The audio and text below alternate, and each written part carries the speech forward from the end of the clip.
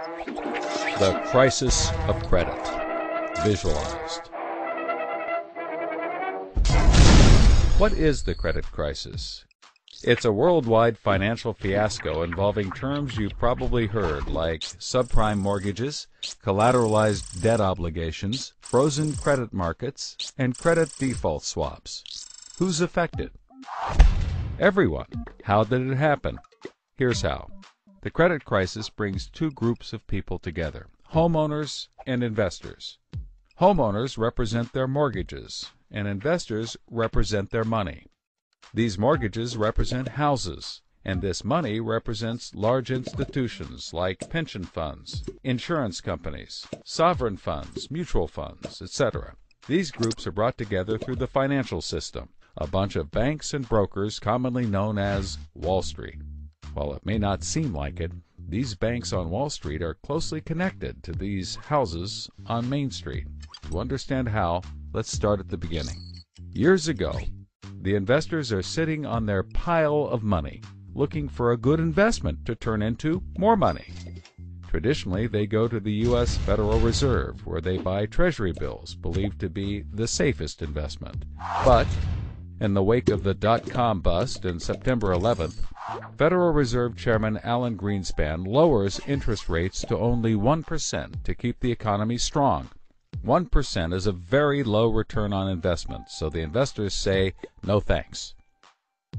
On the flip side, this means banks on Wall Street can borrow from the Fed for only 1%.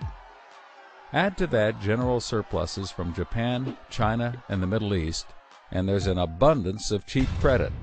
This makes borrowing money easy for banks and causes them to go crazy with leverage. Leverage is borrowing money to amplify the outcome of a deal. Here's how it works. In a normal deal, someone with $10,000 buys a box for $10,000. He then sells it to someone else for $11,000. For a $1,000 profit, a good deal. But using leverage, someone with $10,000 would go borrow $990,000 more dollars, giving him $1 million in hand. Then he goes and buys 100 boxes with his $1 million and sells them to someone else for $1,100,000. Then he pays back his $990,000 plus $10,000 in interest. And after his initial $10,000, he's left with a $90,000 profit versus the other guy's $1,000. Leverage turns good deals into great deals. This is a major way banks make their money. So Wall Street takes out a ton of credit, makes great deals, and grows tremendously rich, and then pays it back. The investors see this and want a piece of the action, and this gives Wall Street an idea. They can connect the investors to the homeowners through mortgages. Here's how it works. A family wants a house, so they save for a down payment and contact a mortgage broker. The mortgage broker connects the family to a lender who gives them a mortgage. The broker makes a nice commission. The family buys a house and becomes homeowners. This is great for them because housing prices have been rising practically forever. Everything works out nicely. One day, the lender gets a call from an investment banker who wants to buy the mortgage. The lender sells it to him for a very nice fee. The investment banker then borrows millions of dollars and buys thousands more mortgages and puts them into a nice little box. This means that every month he gets the payments from the homeowners of all the mortgages in the box. Then he sicks his banker wizards on it to work their financial magic, which is basically cutting it into 3 slices: safe, okay, and risky. They pack the slices back up in the box and call it a collateralized debt obligation, or CDO. A CDO works like 3 cascading trays. As money comes in, the top tray fills first, then spills over into the middle, and whatever is left into the bottom. The money comes from homeowners paying off their mortgages.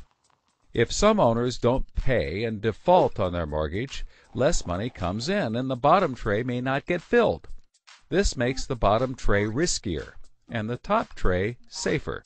To compensate for the higher risk, the bottom tray receives a higher rate of return, while the top receives a lower, but still nice return.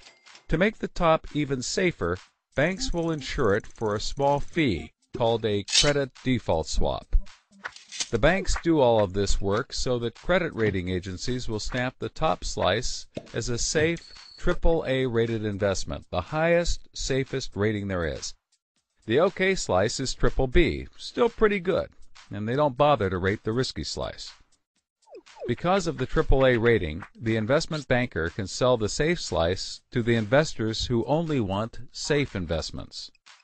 He sells the OK slice to other bankers, and the risky slices to hedge funds and other risk takers. The investment banker makes millions. He then repays his loans. Finally, the investors have found a good investment for their money, much better than the 1% Treasury bills. They're so pleased they want more CDO slices. So the investment banker calls up the lender, wanting more mortgages. The lender calls up the broker for more homeowners, but the broker can't find anyone. Everyone that qualifies for a mortgage already has one, but they have an idea.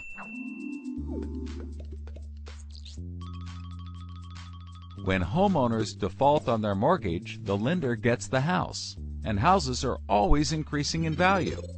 Since they're covered if the homeowners default, lenders can start adding risk to new mortgages, not requiring down payments, no proof of income, no documents at all. And that's exactly what they did. So instead of lending to responsible homeowners, called prime mortgages, they started to get some that were, well, less responsible. These are subprime mortgages. This is the turning point.